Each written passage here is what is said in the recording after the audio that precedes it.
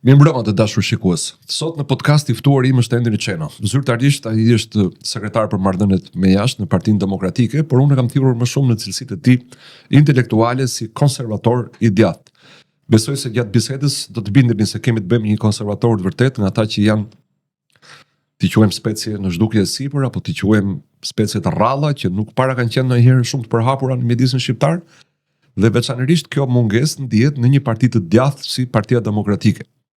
Me të do të flasim për zhvillimet e fundit në politik, ato që mesazhet që vijnë nga Davosi, për vitin e parë të presidencës Trump, për marrëdhëniet e Partisë Demokratike me Donald Trump dhe në përgjithësi me konservatorizmin e djathtë. Çeno do të thras me emër se jemi në podcast, nuk kemi në televizion, s'u mbajmë kollare. Mirësisht, jo, më mirë. Do të thras Endri. Mirë se erdhe. Faleminderit për ftesën. Ta fillojmë me Davosin, ka pasur 2 fjalime ose 3, më saktë. I pari që bëri bujë dhe ende po komentohet në gjithë botën ka qenë ish guvernatori të Bankës Anglisë, aktualisht kryeministri i Kanadas, Mark Carney, i cili ka pohuar që rendi botror i bazuar në rregulla në fakt ka qenë pjesërisht fals, dhe të gjithë kemi bërë sikur i kemi zbatuar rregullat, por gjithmonë i forti e ka përjashtuar vetëm nga rregullat. Që ky rend ka mbaruar, madje ai tha, nuk jemi në tranzicion, po jemi në një fazë shkëputje. Dhe i bie që do të kemi një rend të ri botror. Ai dha dhe një shikim të vetëm, tha që duhet të kthehemi tek vlerat dhe tek marrëdhëniet bilaterale. Pastaj patëm, po e bëj pak gjatë ekspozim për të lënë kohë të flasësh, pastaj patëm Lutnik, ministrin e tregtisë të Shteteve të Bashkuara, i cili tha që globalizmi ka dështuar, globalizmi ka sjellë faliment në SBA, në Europën perëndimore, në të gjithë perëndimin, dhe duhet kthehemi tek ekonomia kombëtare, ku punëtorët e tu janë të parët, ku prodhimi yt është i pari, dhe kjo nuk është vetëm çështje mirëqenie, por është çështje sigurie kombëtare. Ai përdori shembullin që ti nuk mund ngulësh këmbë që ti kalosh të gjithë flotën e makinave në makina elektrike në vitin 2030, ndërkohë që ti sprodhon baterinë, dhe baterinë e prodhon Kina. Dhe në fund pastaj, si për t'i bërë eko këtyre 2 qëndrimeve, po duke i quar më tej, foli dhe Donald Trump, po them që të mos e zgjasim shumë me pyetjen e parë, përmendim më vonë. Po. Çfarë ka thënë Donald Trump? Fillojmë me këto 2 deklarata të parat, pra 2 njerëz të rëndësishëm që deklarojnë që kanë mbaruar rendi botror siç e kemi njohur deri dje, ka mbaruar globalizmin.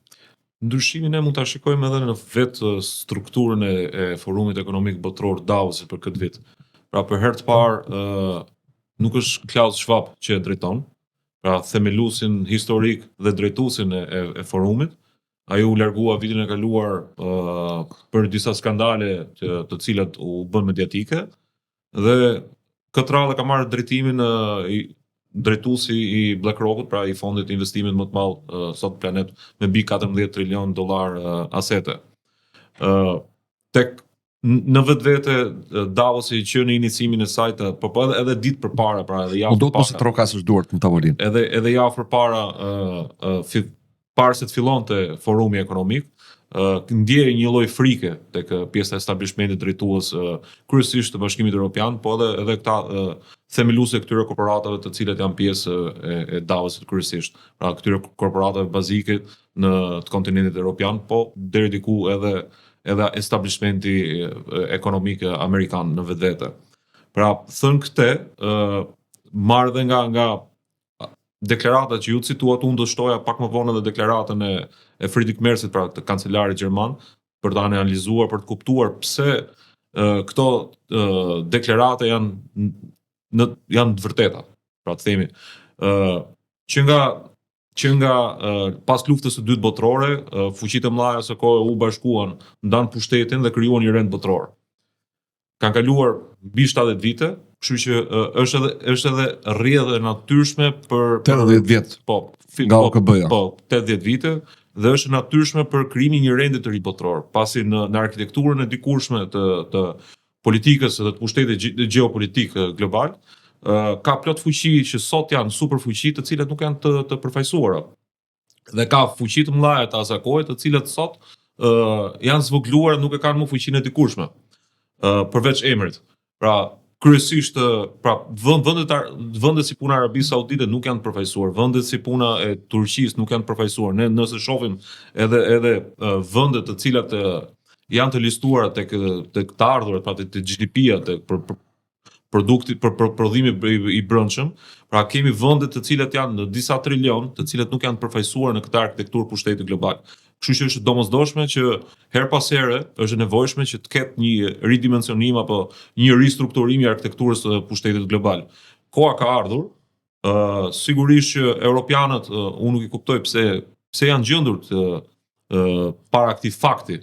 Pra duhet ishin të përgatitur, ndoshta status quo-ja 3 apo 4 dekadave të fundit ka prodhuar politikanë, se lider nuk mund t'i quajmë, të stofit but, të cilët nuk kanë patur as inteligencën, ndoshta edhe as dhe know-how-un, po ndoshta edhe as nuk kanë dashur për të kuptuar rrugtimin që kjo pushteti global ka marrë drejt këtij ristrukturimi total të pushtetit. Pra, thënë këtë, pra unë do i rikthem edhe një herë fjalimit të Friedrich Merzit për ta analizuar atë.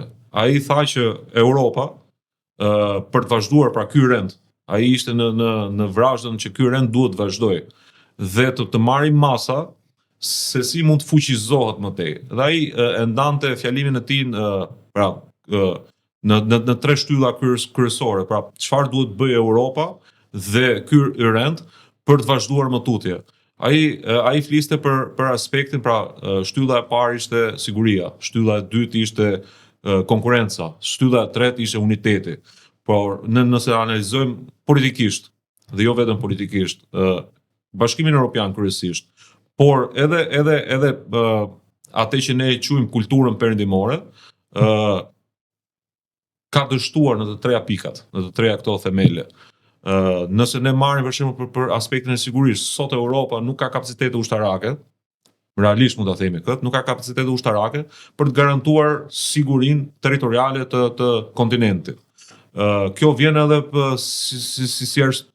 si pasojë ndoshta që garancia territoriale dhe siguria e këtyre vendeve, pra kontinentit evropian, është garantuar for free nga Shtetet Bashkuara të Amerikës, që pas luftës së dytë botërore. Po padyshim Gjermanisi ka interesuar shumë që të kursejë në shpenzime ushtarake. Ai statusi që i përcaktuan Gjermanisë, s'mund të mbash ushtri, s'mund të mbash teknologji të lartë ushtarake, i ka leverdisur se vetë mirëqenia ekonomike, po dhe sociale e gjithë kontinentit është bazuar mbi sigurinë që është garantuar nga Shtetet Bashkuara for free.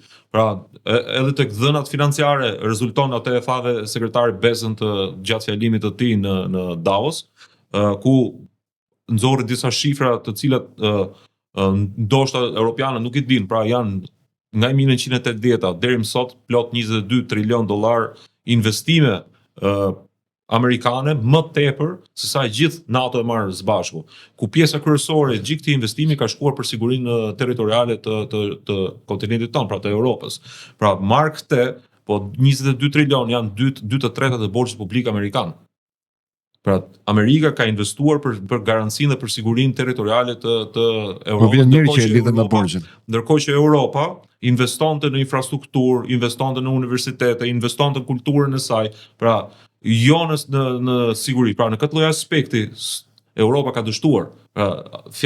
Si thuaç, asimetria që krijon Friedrich Merz për ta mbajtur ende në këmbë këtë strukturë apo arkitekturë pushteti, bie poshtë në hallkën e parë të saj, sepse Europa sot nuk ka kapacitete ushtarake për të mbrojtur nëse nuk bashkëpunon në Shtetet Bashkuara të Amerikës. Ushtar çoi Gjermania në Grönland për të mbrojtur nga Trumpi. Po ishte një shaka e madhe, e pakuptueshme në të vërtetë. Pra ishte një shaka që nuk dim të qajmë apo të qeshim me këtë fakt, sepse është troditse. Është më mirë ta pranosh faktin që nuk ke fuqi dhe të ulesh me më të fortin për të bërë një marrëveshje të re. Ka nevojë për një marrëveshje të re që pas 1945-s, ku fuqitë e mëdha duhet të bashkëpunojnë për të krijuar këtë strukturën e re, arkitekturën e re të pushtetit global. Kështu që nëse e marrim në aspektin më pas të konkurrueshmërisë që thotë Friedrich Merz, në këtë lloj aspekti Europa sërish ka dështuar. Ne sot po jetojmë në epokën e ndryshimit të madh. Unë e quaj revolucioni më i madh industrial që ka ndodhur në historinë njerëzore, që është inteligjenca artificiale. Janë dy fuqi të mëdha. Janë Shtetet e Bashkuara të Amerikës, ku presidenti Trump, pra ju e keni prekur her pas here se si është censuruar nga manjatët e teknologjisë, pra Silicon Valley, pra nga gjithë rrjetet sociale, por vitin e kaluar në inaugurimin e mandatit të tij të dy, pra para se të hynte në zyrën ovale, ai u rrethua nga manjatët e teknologjisë, duke i tërhequr rreth vetes, duke Zuckerberg, të gjithë, Elon Musk, të gjithë, Bill Gates. Ai kishte pati intuitën për të kuptuar rrugtimin e të ardhmes, pra arrin të shikojë të ardhmen.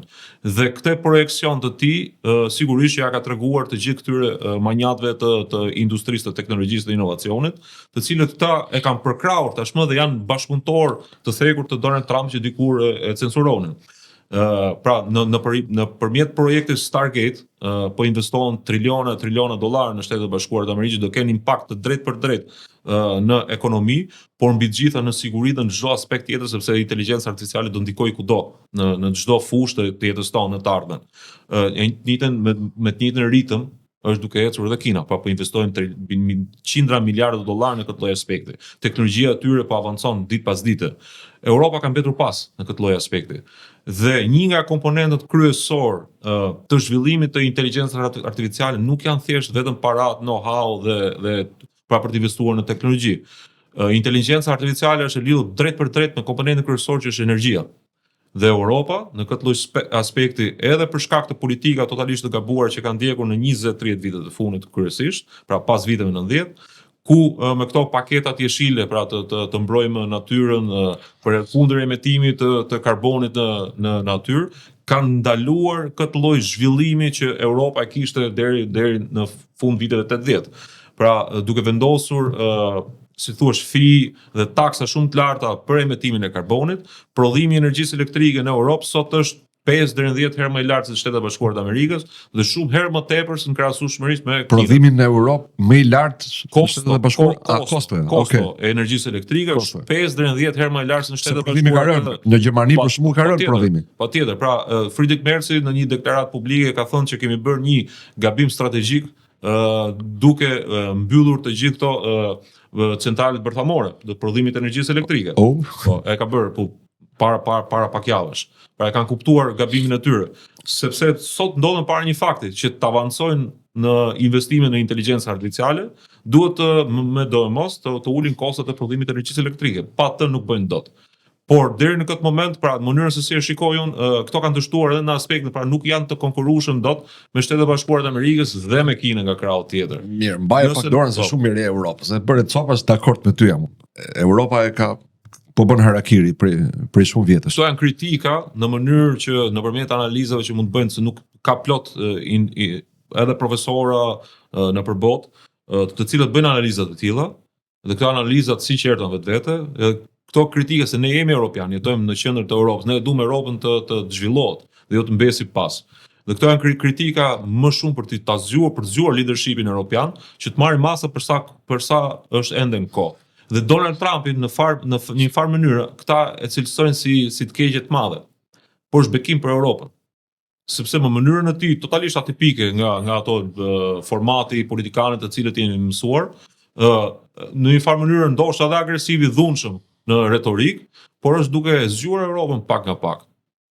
Do ta shohim atë, se unë shoh me shumë pezmatim situatën politike në Europë, unë shoh vetëm një Viktor Orban që del nga rrjeshti, një president polak, një slovak, pra Robert Fico. Ndoshta nëse do të kemi një kthim të bujshëm të Nigel Farage në parlamentin britanik. Të gjitha sondazhet thënë që po.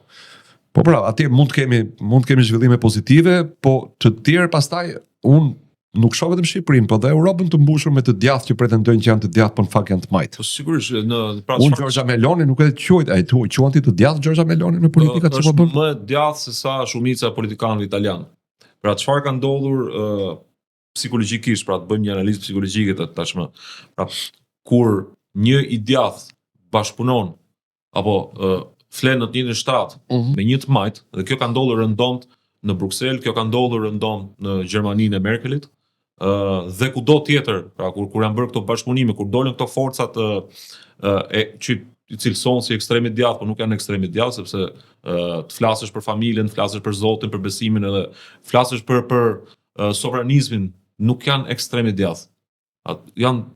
Këto janë si thosh burimi kryesor i gjenezës të prodhimit të mendimit të konservatorëve në vetvete. Pra kur të flasësh për familjen është gjëja kryesore, pra çdo politikan në fund, po edhe çdo njeri për ne, çdo familjar mendon dhe punon vetëm për prosperitetin e familjes në vetvete, apo jo? Nëse s'punon për familjen tënde, s'punon për asgjë. Nuk i duhesh askujt. Dhe çfarë ndodh, për shembull, çfarë ka ndodhur në Europë? Në një bashkëpunim midis të majtës dhe djathtës, është gjithmonë i djathtë që shndrohet në të majtë.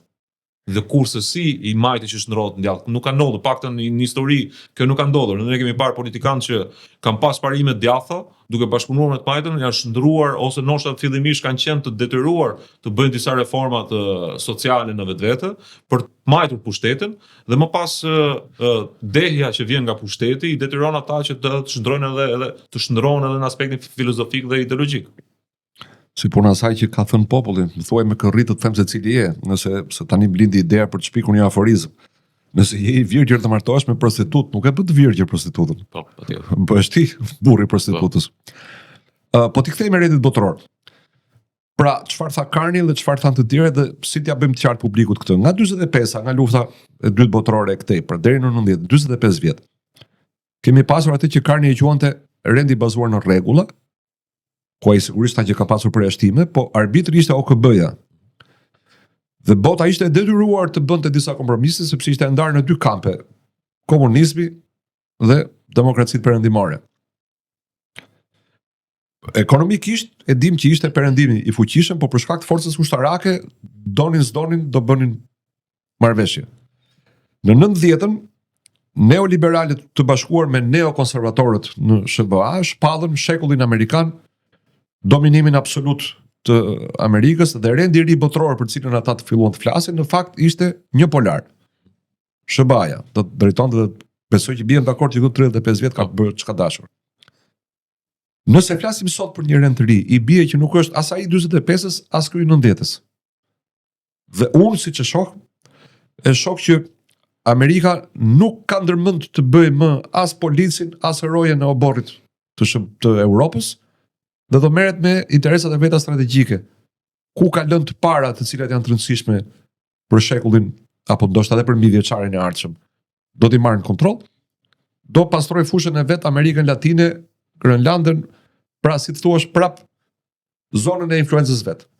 Që do thotë lihet fusha e hapur për Kinën, Nazi, për Rusinë, qofse është e zonja të ketë ekspansion në Republikat Sovjetike, Izraeli bëjt vetën, Afrika ndoshta do jetë fush bete midis superfuqive, ndërsa Europën nuk e shoh jashtë. Jashtë kësaj loje komplet. Tani çdo të bëjmë ne shqiptarët, se prandaj e bëm gjithë parantezë gjatë për të ardhur të shqiptarët. Po, le ta nisim një herë për të dhënë një shpjegim. Pse perëndimi funksionoi deri në periudhën e rrëzimit të murit të Berlinit dhe shpërbërjen e Bashkimit Sovjetik. Pra, në natyrën e univers është dualizmi që funksionon. Janë dy fuqi gjithmonë.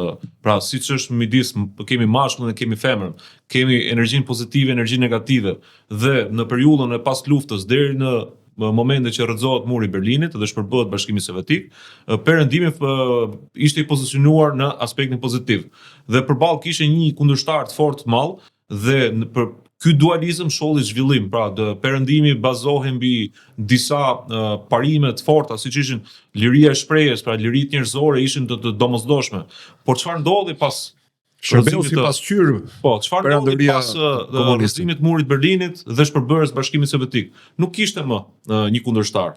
Dhe perëndimi filloi të merresh me vetveten. Dhe aty është edhe fillesa i këtyre politikave ultramajtiste, që sot shpërthejnë me wokeizmin apo me cancel culture dhe me gjithë aspektet e tjera. Dhe filloi një kalbje nga brenda. Do vinte momenti herët ose vonë, mund të ishte më mirë nëse do kishte ndodhur më herët, por koha dha efektet e saj dhe për shkak të situatës që u krijua, shoqëria amerikane prodhoi një president si Donald Trump. Donald Trump nuk do ishte zgjedhur kurse si president në asnjë dimension tjetër përveç dimensionit që u krijua në Shtetet e Bashkuara në atë çast. Pra, përplasjet e mëdha ndërmjet majtës së djathtas prodhuan një president që ishte më së i nevojshëm në fakt vetë për shoqërinë amerikane, por më sa duket për gjithë shoqërinë botërore. Dhe ne tashmë jemi në këtë fazën e kalimit, e krijimit të kësaj strukture të re pushteti global, që do udhëhiqet patjetër nga Shtetet e Bashkuara të Amerikës, dhe po të shikojmë Donald Trumpin në deklaratat e tij, është shumë i kujdesshëm dhe i respekton liderët e Rusisë dhe të Kinës. Si drejtues, ata shtyn përpara politika që mund të jenë të ndryshme krahasueshmërisht me çfarë jemi mësuar si europian apo edhe perëndimin në përgjithësi. Por nëse ne bëjmë disa matje sot në Mbretërinë e Bashkuar kemi rreth 22.000 të burgosur për liri shprehje. Pra, njerëz që shkruajnë mendimet e tyre në rrjetet sociale, pra kjo është e pa imagjinueshme. Unë besoj që numri i tillë nuk është në Moskë. Unë besoj për Kinën nuk është shumë i ulët në Rusi. Është shumë i ulët numri të arrestuarve në Rusi, është diku ke 800 në vit. Po kjo kurse në 2023 Britania ka pasur po 12.000 arrestime. Në Mbretërinë e Bashkuar nuk ndodhin gjëra të tilla në fillim viteve 90, apo në fillim viteve 80. Të paimagjinueshme. Ka ndryshuar, si thosh, e gjithë rrjedha politike, duke ekspozuar fort ideologjitë e majta, të cilat në një farë mënyrë kanë pushtuar partitë e majta i kanë shkuar kanë shkuar drejt ekstremit majt. Po edhe partitë e djathta në një farë mënyrë kanë, si thua, qeliza majtiste që besojnë tek shkolla e Frankfurtit për shembull, dhe jo tek shkolla e Vienës, të cilët besojmë ne në aspektin ekonomik. Ka të majtët e djathtë sipas mendimit tënd? Besoj që ka patjetër. Nuk të duket që në fakt nuk kemi më të majtët e djathtë, po kemi globalist dhe sovranist. Pra njerëz që mendojnë që bota duhet të jetë shtet, është vetë evolucioni filozofik dhe ideologjik i të majtës së djathtas që shkojnë drejt këtyre komponenteve, pra sovranizmit dhe globalizmit, të cilat janë si thuaç derivat i ideologjisë të majtës së djathtas. Se marrim për shembull Britaninë e Madhe, ku ka dy parti shekullore që kanë dominuar politikën britanike dhe o ka qenë njëra o ka qenë tjetra në pushtet. S'ka ndodhur ndonjëherë mos jetë asnjëra. Tani ndoshta do të ndodh për herë të parë. Po si konservatorët, apo Tory, si Labour, apo Partia Punës, apo socialistët, unë nuk i shoh të ndryshojnë në një politikë të rëndësishme. Nuk i shoh të ndryshojnë në një migracion, në krijimin e institucioneve ndërkombëtare, ishin bashkë në referendumin për daljen ose jo të Britanisë nga BE-ja, janë bashkë në çështjet e klimës, bashkë në çështjet e agjendës gjinore, bashkë për sa i përket politikës jashtme dhe ndërhyrjeve ushtarake, aleancave, bllokeve ushtarake politike, të vetme parti që unë e shoh ndryshe, ose të vetmi person që e shoh ndryshe, është Nigel Farage. Bijem dakord këtu, pra edhe në faktin e atë që po shpjegoj që parë për momentin e shpërbërjes Bashkimit Sovjetik dhe ku perëndimi mbetet pa një kundërshtar përballë që do të luftonte dhe filloi të luftojë me vetveten. Ishte përgatitur për Bashkimin Sovjetik, ishte përgatitur për komunizmin përballë, por nuk ishte përgatitur totalisht për lëvizjet masive demografike, pra emigracionin e pakontrolluar, emigracionin jo ligjor. Dhe duke qenë se perëndimi ishte bazuar mbi këto liritë e shprehjes, liritë e drejtave të njerëzit e tjerë, tentoi të tregoj i butë dhe zemërgjër dhe pra krah hapur për gjithë këto dyndje të mëdha. Jo, në fillim nuk ka qenë kështu. Që po vinin drejt në fillim nuk ka qenë kështu. Italia ka qenë shumë e rrept në kontrollin e kufive. Italia na ka detyruar neve që të pranojmë të japim soverenitet në det dhe këtu të kishte anije italiane që patrullonin. Që të themi gjërat se ka pasur një ligj që quhej ligji Martelli në bazë të mbiemrit të ministrit të drejtësisë që e propozoi atëherë me urgjencë që në 89-ën, sepse ndjeu që po vinte kjo kohë, i cili thoshte, nëse ti vjen me një mjet lundrues pa leje, pa vizë, pa miratimin e qeverisë italiane, ti kthehesh mbrapsht nga ke ardhur, mjeti sekuestrohet, personi që e posedon mjetin dhe e përdor shkon në burg. Pra pasagerët kthehen mbrapa, po stafi, personat që organizojnë, se quhesh organizat kriminale ajo, shkonte në burg.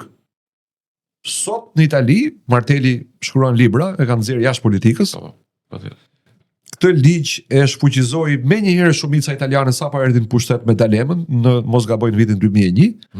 Dhe sot jemi në situatën ku rreth 30 anije në mesdhe marrin refugjat në brigjet e Libisë apo në brigjet vendeve të tjera të Afrikës. I sjellin në Itali dhe i bëjnë presion qeverisë italiane. Hap portin, e hedhin në gjyq. Salvini ka paguar 1 milion euro gjob, ka paguar. I është caktuar gjoba, nuk e di ka paguar, vetëm sepse ka bërë një tweet. Pra një postim të shkurtër në Twitter për njërin nga këta trafikantët që thoshte shikoni ky fytyrë thoshte kërkon që të hyjë me dhunë në port italian. Kështu që situata është përmbysur sigurisht 180 gradë. Ka ndryshuar gjithçka. Po thoja me fjalë që ishte paaftësia e sistemit në pas rrëzimit të murit Berlinit për të reaguar qoftë edhe përballë emigracionit dhe qoftë edhe përballë gjitha ndryshimeve të mëdha që më pas vijuan. Dhe ne kemi parë politika, po flisim që parë për punën e prodhimit të energjisë elektrike. Pra, çmunduri totale, duke zbrazur buxhetin e shtetit dhe paret e qytetarëve, taksapaguesve vendas evropian, të cilat këto pare shkojnë në industri të cilat nuk i hynë në punë fare Europës në përgjithësi. Pra, nuk e kanë as aftësinë për të kuptuar se çfarë forme do të marrë zhvillimi ekonomik, pra në qoftë në mikro dhe qoftë në makro, sepse ne po jetojmë në epokat e ndryshimeve të mëdha dhe leadershipet politike të këtyre vendeve duhet të kenë aftësinë, nuk është të thënë që një politikan të jetë gjithë ditur, por rrethohet nga njerëz ditur. Pra ti punson, stafet e tua duhet të jenë qoftë akademike, qoftë njerëz që marrin kanë know-how në fusha të ndryshme për t'i dhënë një lloj zhvillimi. Pra ti duhet të kesh thjesht pikpamje, të kuptosh politikën dhe kuptosh se si çfarë forme do marrë. Duhet të kesh dëshirë më të ndihmosh kombin tënd. Qoftë ke dëshirën të ndihmosh kombin, absolutisht. E ndihmon. Pra ne kemi vuajtur një mikeshe ime i quante jetuam periudhën e këtyre politikanëve që mblidhin këto xhaketat pra kaluan nga kostumi fiks në njerëz me fjalë që shpalosin edhe mënyrën se si visheshin fizikisht, pra kishin të njëjtin format. Edhe politikanë të tillë i kemi ende kishte Marion Velien që i përvishte mëngët si Obama, e pa Obamën fushat me mish të bardhë dhe me mëngë deri këtu. Përveshurit. Kjo ishte epoka e mëngë përveshurve. Pra edhe ti the në një moment që doktor Endi Neri Botror që po krijohet do ta drejtojë Trumpi. Un kam përshtypjen që nuk do ta drejtojë Trumpi sepse nuk do të jetë një polar. Do të jetë shumë polar. Nuk mund të jetë një polar kjo. Pra nëse analizojmë edhe pra premtimet e presidentit amerikan në fushat, qoftë ata në fushatën e 2015 për zgjedhjen e 2016, qoftë këta të fundit të vitit të kaluar, janë të cilësuara për premtimet e tij elektorale, edhe mënyra se si ai konfiguron dhe percepton diplomacinë. Pra, e gjithë baza diplomatike dhe shpërndarje gjeopolitike e pushtetit global, ai e ka të bazuar, pra ne kur lexojmë Huntingtonin unë gjej Trumpin aty. Pra ajo përplasja e qytetërimeve, ai shikon botën që të ndahet në aspektin gjeografik në dimensione të ndryshme, ku të këto territore do drejtohen në farë mënyre nga i forti i lagjes. Prandaj është krijuar kjo edhe në zonën e lindjes mesme. Kemi një fuqi që është Turqia, të cilët duhet përfaqësohet patjetër, dhe jo thjesht në aspektin rajonal, por edhe në aspektin global. Kemi një Arabi Saudite e cila është fuqizuar jashtëzakonisht si në konceptin ekonomik, por edhe po zirohet shumë në aspektin militar, pra ushtarak. Dhe pikpamjet e tij me këto marrëveshjet e Abrahamit, pra akordet e Abrahamit, tenton që në një farë mënyrë të zbusi përplasjet ndërmjet Izraelit dhe vendeve fqinje, duke i detyruar të gjithë këto vende të nënshkruajnë këtë marrëveshje paqe për në një farë mënyrë se kur ke diçka për të humbur, nuk ke më arsye për të luftuar.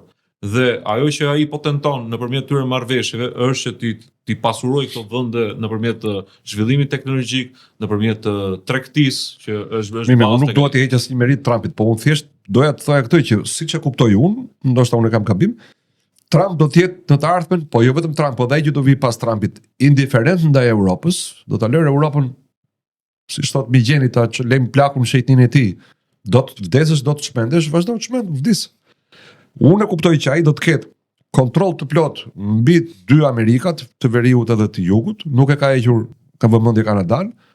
Pse jo, në një perspektivë të krijojë një federat të këtyre shteteve, por ama jashtë dy Amerikave, vëmendja do jetë vetëm atje ku ka lëndë të para strategjike. Çfarë i mbetet Shqipërisë të bëj në këtë situatë? Pra Europa po çmendet, po vetë sakrifikohet, po bën harakiri. Ushtarakisht ta thamë që s'është e fuqishme. Ne jemi vend antar i NATO-s. Pra çfarë mund të bëjë Shqipëria? Shqipëria është vend i vogël, është plotësisht irrelevant në atë skakierën e madhe të ç'do të bëjë Shqipëria për veten e vet? Të pushtetit. Sigurisht Shqipëria në radhë parë do të fillojë të prodhojë politikan të cilët kanë instiktet për të kuptuar rrugtimin drejtardhës të gjithë planetit, pra si po lëviz kjo qendra e pushtetit global, dhe Shqipëria, çfarë mund të bëjë Shqipëria të bazohet në ato pasuri që ka.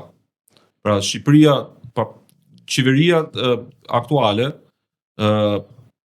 ka krijuar një skemë të pastrimit paras, të pisë dhe të tjerë në dy bazat vetme, pra në turizëm dhe në ndërtim.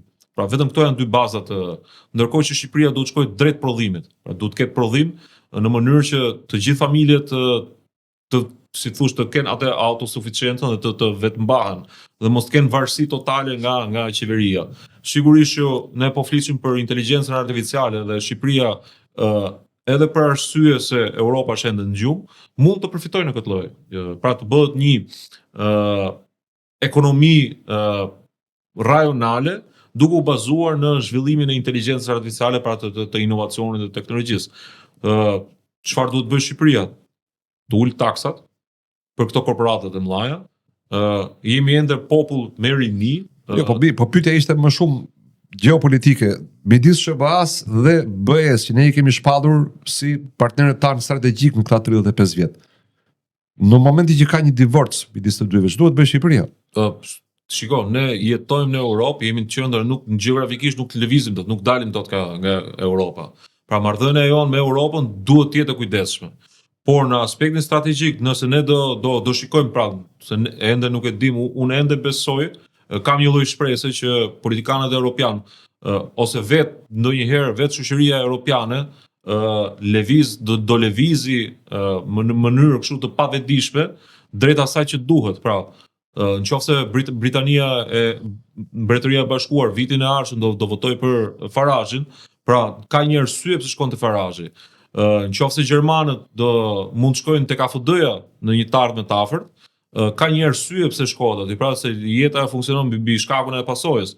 Ne flasim për pasojën, por shkaku është shumë përpara, pra në gjitha këto problemet që po flisim të krijuara nga kjo kas politikanësh, prej 3, 4 apo ndoshta edhe 5 dekadave të fundit, që kanë po sjellin këtë pasojë. Dhe vetë orientimin në mënyrë të pavetdijshme në aspektin kolektiv i shoqërisë, unë besoj që siguria e Europës do vi vetë nga shoqëria.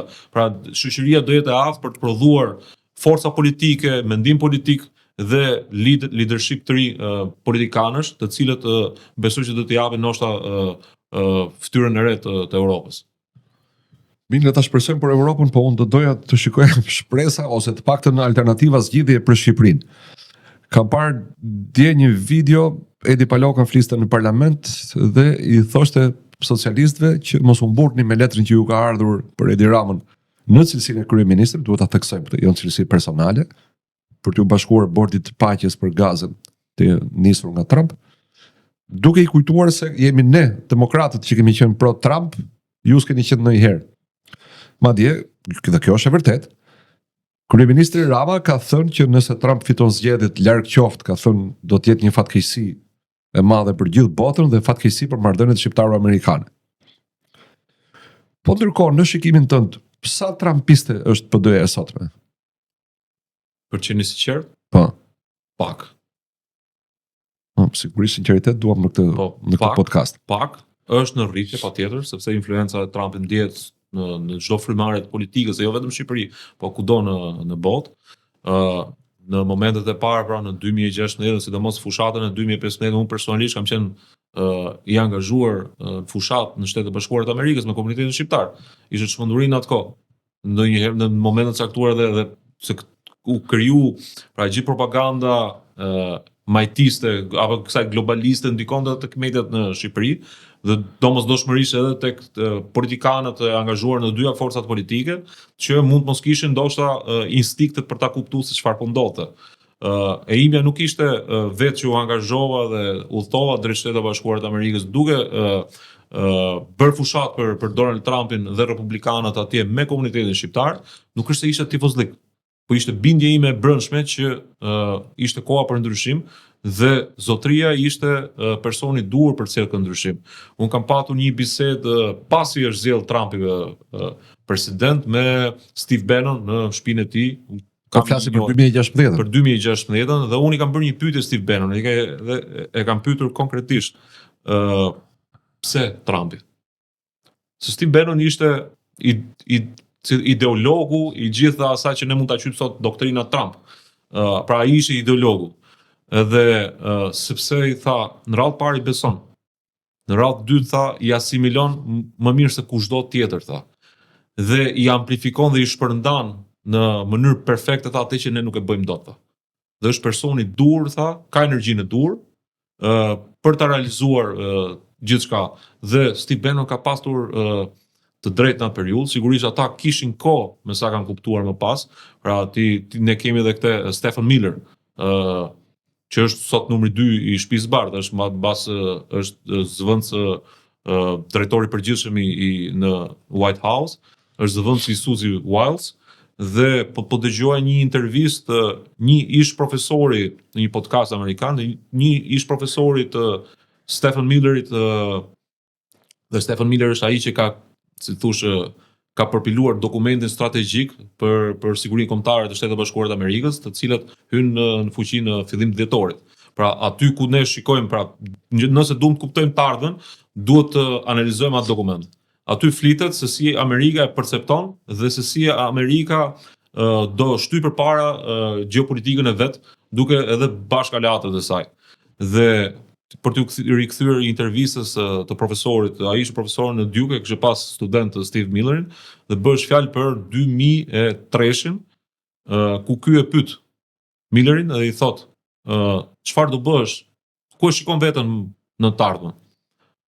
Dhe ai që pa ndroje fare i kthehet dhe bëhet fjalë për 2003-shin dhe i thot, e shikoj veten tha numrin 2 në Shtëpinë e Bardhë.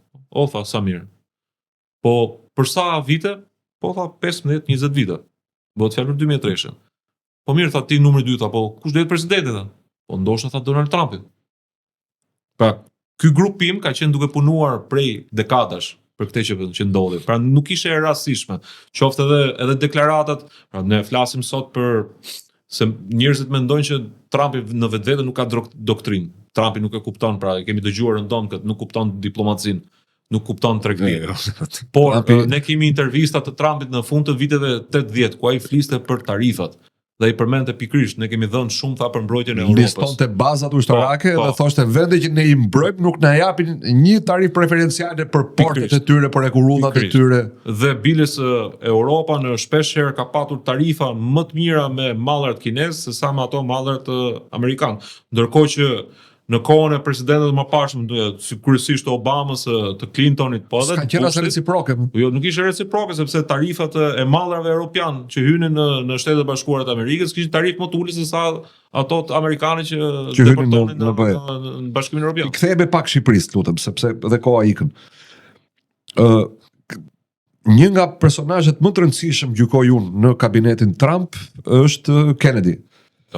Robert Kennedy Jr., i cili vazhdon të bëjë atë që ka thënë, që ka premtuar, ka përmbysur piramidën ushqimore, pra ka thënë janë sheqerna të dëmshme dhe ushqimet e procesuara, jo ushqimet e freskëta, jo yndyrnat, jo proteinat, ka reduktuar nga 72 në 11 numrin e vaksinave të rekomanduara, duhet ta theksojmë këtë se në Amerikë nuk ka vaksina të detyrueshme, ka të rekomandueshme. Nga ana tjetër po kërkon që të verifikohen studimet mbi bazën e të cilave janë dhënë licencat për vaksinat. Pra duhet të provojnë tani prodhuesit që vaksinat e tyre janë të sigurta. Në Shqipëri shtohet një vaksinë e re, HPV. Virusi i njerëzori i papilomës që duhet ta bëjnë edhe djemt, ndërkohë që njihet se virusi që shkakton kancerin e qafës mitrës, pra te vajzat. Dhe të filloj nga mosha 13 vjeç, nga Partia Demokratike nuk ka reagim. Ka një departament të shëndetjet e unë, di që ata kanë qenë të gjithë Covidiot në kohën e pandemisë. Kërkonin masa më të ashpra nga sa i bënte qeveria. Po tani kur ke një mbështetje, qoftë edhe politike, së largu nga Amerika, pse vazhdon me të njëjtin qëndrim? Se prandaj duhet të di, domethënë, pse nuk është PD-ja trumpiste dhe si mund të bëhet trumpiste? Po, pra ajo që po bën Kennedy janë ndryshime epokale, po në fakt në vetvete nuk është ndryshim, është rikthim. Edhe Kennedy po kthehet në epokën e babait vet dhe të xhaxhait i. Në kohën e Kennedy president, ku babai i tij ishte sekretar, kryeprokuror. Po, kryeprokuror. Dhe pastaj kandidat për president. Dhe pra në atë epokë kishin shumë problem dhe shumë kujdes nga qeveria për qoftë edhe për ushqimet që shpërndaheshin nëpër shkolla. Sepse në Shtetet e Bashkuara të Amerikës shkollat kanë ato salë veta të ushqimit. Kanë një vakt ushqimi. Ndërkohë nëse shkohet sot në apo dje, se tashmë ka ndryshuar, studentëve dhe nxënësve të rinj të amerikan u servishin këto ushqimet e përpunuara, pizza, pasta pa brumra dhe sheqerna pafund, duke krijuar një lloj edhe varësie. Se sheqeri pra në aspektin kimik, pra kusht përdoja në këtë mes. Kusht përdoja në çështjet e mbrojtjes së shëndetit, të sigurisë ushqimore, të sigurisë ndaj vaksinave. Në këtë lloj aspekti unë besoj që Partia Demokratike është e detyruar tashmë, si shikojë në aspektin filozofik, që të bashkangjitet më afër Partisë Republikane. Fundja ne lidhjen në origjinë me atë e kemi, edhe në besim me atë e kemi. Sigurisht që brenda Partisë Demokratike ka rryma njerëz të cilat nuk besojnë në këtë lloj ideologjie, por unë në atë që unë besoj, mendoj është që jemi detyruar paktën ne që mund të jemi edhe pak persona aty që duhet të flasim më tepër edhe për këto ndryshime. Pra këtë që po bën Kennedy duhet të jetë se s'bën pjesë e programit të Partisë Demokratike në zgjedhjet e ardhshme, absolutisht. Pra të rishikohen edhe një herë pjesa e vaksinave, sepse ne kaluam në epokën e Covidit në Shqipëri, ne kemi kaluar një periudhë mjaft vështirë. Pra, ne mbajmë mend se kur qeveria nxirrte karvanin me autoblinda dhe me armatime të rënda, a thua se do luftoheshin ndonjë racë aliene që do vinte të na pushtonte dhe jo një virus që nuk shihet me sy, pra mikroskopike. Kjo ishte për atë si thuash të fusim frikën që populli të nështrohet dhe shoqëria të nështrohet më kollaj. Keni shumë drejt, pra ne një grup të rinj që jemi aty që besojmë në këto vlera konservatore, ndoshta duhet ta grip zërin më tepër, ndoshta edhe media duhet bëj pjesën e saj që të flasim më tepër për aspekte të tilla, që edhe shoqëria ta kuptojë. Një fraksion trumpist në grupin parlamentar, në Këshillin Kombëtar të Partisë Demokratike. Sot i ke gjithë trumpist. Po si janë trumpist? Në çështjet e shëndetit të ushqimit nuk janë. Hajde kalim te çështjet e klimës. Trump e nxori për herë të dytë, se e bëri edhe në mandatin e parë. E nxori këto shëndetit Amerika doli zyrtarisht nga Organizata Botërore e Shëndetësisë. Po pra. Dhe me një drejt madhe, sepse Shtetet e Bashkuara të Amerikës pra investonin çdo vit më shumë se sa kushdo tjetër. Dhe ndërkohë drejtimin asaj të kishte Kina. Po, dakord. Tani e nxori prap. E nxori edhe nga protokolli i Parisit për klimën. Ndërpreu financimin edhe për rreth 35 organizata të OKB-s. Të gjithë eksponentët rreth Trumpit po e shpallin mashtrim këtë politikën e gjelbër, të alarmin e klimës, nuk po promovojnë makinën elektrike, por i kthehen tek energjia fosile, por i kthehen tek energjia bërthamore, ndërsa Shqipëria digjen pyje dhe kullota. S'dihet se kush i djeg, duhet hetuar edhe kjo. Pritet që të ndrojnë porosia e kullotave e pyjeve me paketën e maleve. Po mbjell panele diellore dhe turbina aere kudo. Unë prap nuk e dëgjoj PD-n shpreh kundër. Këto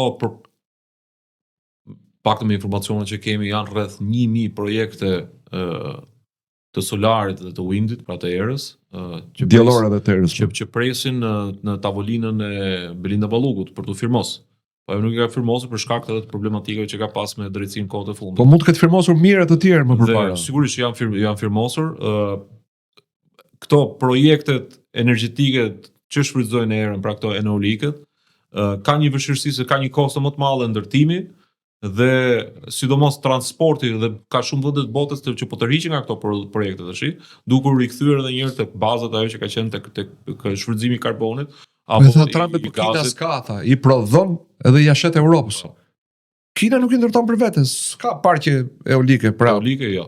Po pra. Solarit po. Po kush PD-ja, pse nuk del dikush nga PD-ja dhe të thotë, ore, me klimën ka qenë mashtrim, nuk ekziston alarmi i klimës. Do mbrojmë mjedisin, do mbrojmë fermerin, do mbrojmë kullotat, duam ushqim të pastër, ushqim të shëndetshëm. Shiko, unë besoj që brenda PD-s ka disa individ që janë ekspert në fushën e energjisë, të cilët duhet ulen dhe të bëjnë një program se si duhet zhvillohet Shqipëria energjetikisht, pra si ti përshtatet kushteve të reja, pse jo dhe të futjes së inteligjencës artificiale. Kishim zgjedhje vjet.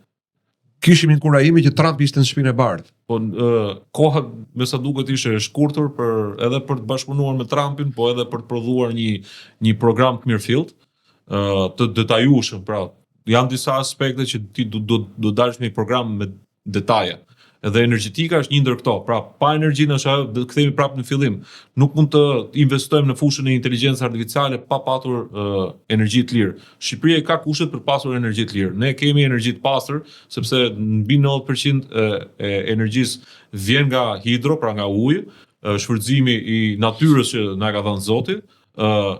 Thjesht duan kapacitete njerëzore për të shfrytzuar maksimalisht dhe jo në aspektin korruptiv, pra që futen kompani apo një individ nga hiçi, marrë një licencë 2 mega apo 3 mega. Studio personat në PD që janë përgjegjës për politikat e energjisë dhe të mjedisit, për politikat gjinore, për politikat e shëndetit edhe të sigurisë ushqimore.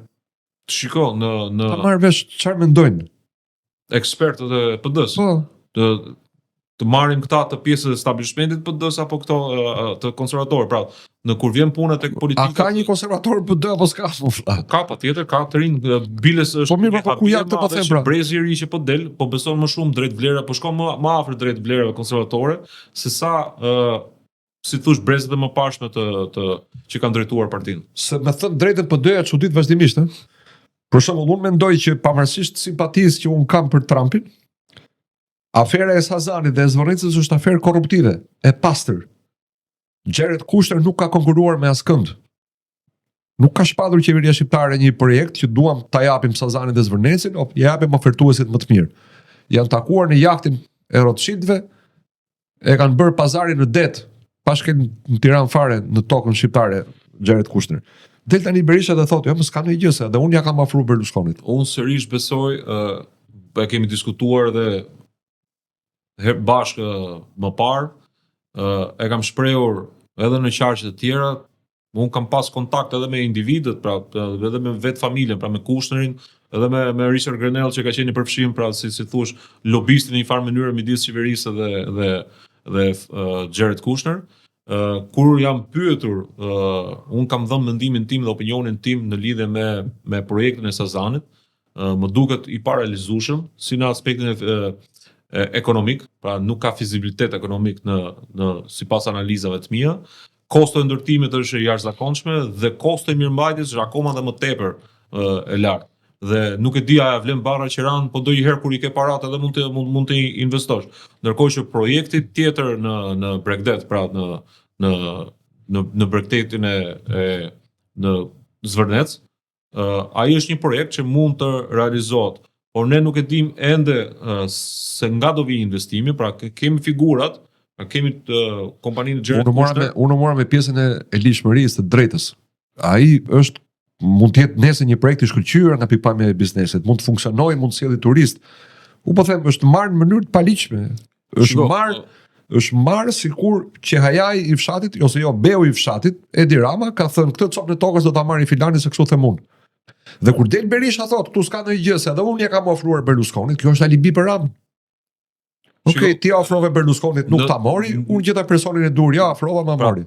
Nëse projekti do ketë, pra ka shkelje ligjore apo të procedurave ligjore, problemi më të madh vetë kompania, po edhe kushtin po ndosha dhe Trumpi, do ta ketë me opozitën e vet në Shtetet e Bashkuara të Amerikës dhe unë uroj domethënë të shpresojmë që opozita amerikane të kërkojë zbatimin e ligjit të Shqipërisë. Shpërthej si skandal, sepse do ketë ndikim të drejtë për drejtë ndoshta edhe tek midterms. Ne dimë që media atje edhe sikudo është media globaliste është shumicë edhe në Shtetet e Bashkuara të Amerikës.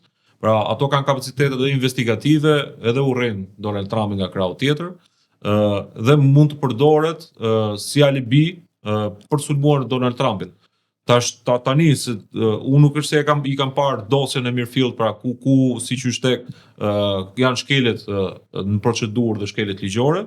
Uroj mos të ketë, sepse pasojat do ndjen në Washington dhe jo këto.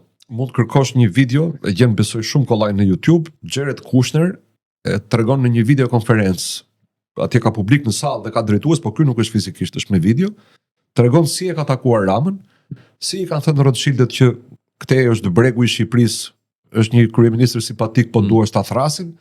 E kanë thritur, ka ardhur Rama në jahtë, kanë biseduar, i ka thënë Rama pse nuk merr ti Sazanin dhe Zvërnecën, dhe ky ka thënë po mirë, po çoj njerëz ta shohim. Ktu për mua është korrupsioni i sheshit, është këmbkryq. Të vazhdojmë me Partinë Demokratike. Kemi vetëm 5 minuta kohë. Në kushtet kur unë nuk po them që NATO të shpërbëhet, po mund të kemi ndonjë lloj ridimensionimi të NATO-s. Të paktën është e qartë që vëmendja e Amerikës nuk është më në Europë. Ndërkohë që Shqipëria ka probleme të pasgjidhura me fqinjet. A duhet Shqipëria të gjejë sa më shpejt formula paqe afatgjat me fqinjet, me grekët dhe me serbët për të mbyllur një herë mirë problemet e kufive, qoftë edhe të kufirit detar me Greqinë, dhe cili është pozicioni i PD-s dhe i trumpistëve të PD-s? Shiko, po dëgjoja kryeministin para pak ditësh ku po fshikullonte ministrin e tij të jashtëm për pjesën e reformimit të misioneve të jashtme, pra të reformimit të diplomacisë shqiptare. Problemi i diplomacisë shqiptare është që këtu është bazuar gjithmonë në apetitet e kryeministëve, kushdo që kanë qenë para apo ata që do vinë pas. Dhe marrëdhëniet kanë qenë gjithmonë jo institucionale, po të drejtë për drejta ndërmjet kryeministrave. Dhe reforma, nëse do bëhet ndonjëherë në reformë, duhet të ketë një bazë doktrinare, pra duhet të ketë një doktrinë, dhe doktrina këtu nuk e ndaj në të majtën e të djathtë, po të ketë një doktrinë ku baza të jetë interesi kombëtar. Pra ne sot nuk kemi një doktrinë për çështën e Kosovës. Flitet për Kosovën dhe marrëdhëniet midis Kosovës dhe Shqipërisë shkojnë në bazë edhe të asaj që tha që parë apetiteve të kryeministrit.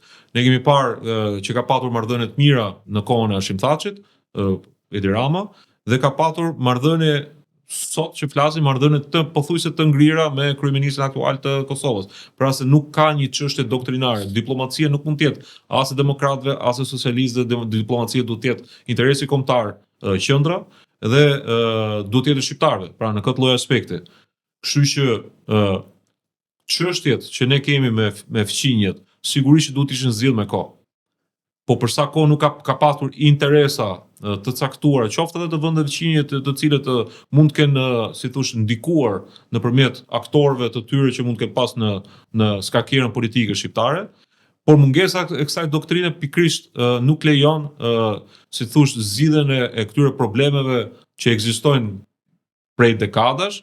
Pra çështja me Serbinë duhet zgjidhet, po Shqipëria duhet të jetë gjithmonë në krahun e Kosovës.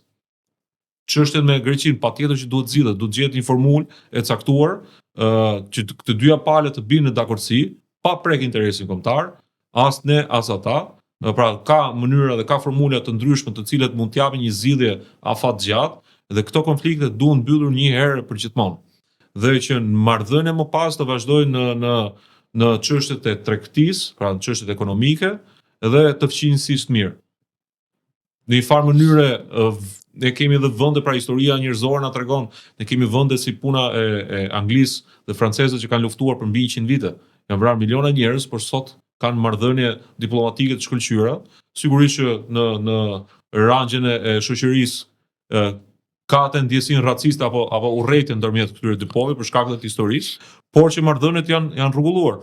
Vetë fakti për shembull po të kthehemi në lindjen e mesme, nëpërmjet akordeve të Abrahamit, Trumpi këtë po mundohet të arrijë, pra këto beteja dhe përplasje prej 3000 vitesh ti zgjidhi në një farë mënyrë edhe duke i bërë investime të mëdha në miliarda dollar, ndoshta triliona dollar, për të vendosur një paqe afatgjatë edhe të nënshkruar me marrëveshje paqes, duke përfshirë të gjithë qinjet. Kështu që ne do të shikojmë mënyrën se si ti ka plot formula se si mund të zgjidhen, por ajo që është më e rëndësishme është që ne do të kemi doktrinë. Dhe doktrinë nuk ka. Edhe nëse ne studiojmë edhe partitë politike nuk ka një doktrinë kur vjen puna tek politika e jashtme. Jemi në fund. E di që nuk e bër as sondazhe, as regjistra, po me vëmendjen tënde ashtu siç e shikon ti Partinë Demokratike. Sa përqind janë trumpistët në grupin parlamentar dhe sa përqind janë në kuvendin kombëtar? Nëse do thoja 10% jemi mirë. Në rregull, edhe për mua është mirë 10% se mendoja që është më keq se kaq. Kur do të jenë këta njerëz kurajos të bashkohen dhe të thonë ne duam 1, 2, 3, 4 gjëra të bëj Partia Demokratike dhe ne shpallim fraksion. Nuk jemi për ta rrëzuar as kryetarin as partinë, por ne duam që këto parimet votohen. Këto parimet të propagandohen dhe të thithin vota me këto parime. Që eventualisht po e thjeshtoj të marrësh votën time. Patjetër. Partia Demokratike ka hyrë në një fazë të analizës, pak unë personalisht jam i caktuar në 2 deg vllai në Tiranë, ku nuk po retushoj asgjë, pra të gjitha pakënaqësitë, të gjitha problematikat, po edhe zgjidhjet që vijnë nga poshtë, pra nga baza, janë pjesë e dokumentit. Dhe ai dokument do i shkojë kryesisë Partisë Demokratike dhe kryetarit të Partisë Demokratike në atë lloj forme. Dhe në bazë të analizës që do dali, pra aty ku do identifikohen dhe problemet dhe mënyra se si do t'i zgjidhim këto probleme të shkuarës, sigurisht që ajo që inicioi si term rithemelim ishte një koncept në aspektin filozofik shumë i mirë, pra por rrjedha që mori më pas nuk ishte ajo që pritshim, dhe për këtë është i bindur edhe vetë doktori, zoti Berisha. Ne sigurisht që e kërkojmë, pra edhe baza po e kërkon një lloj rithemelimi që do të thotë rikonceptim total i mënyrës të menduarit, ristrukturim i strukturave që ka nevojë që nga poshtë deri në qendër dhe rithemelim me njerëz të rinj, me mendime të reja për një politikë të re. Të shpresojmë që shpresojmë dhe besojnë sipas statutit në prill kemi zgjedhje. Okej, deri atëherë unë do doja që në këtë studio ta konsiderojnë veten të ftuar të gjithë trumpistët e Partisë Demokratike, asnjë neokonservator apo neoliberal i Partisë Demokratike nuk do doja të ishte në këtë studio.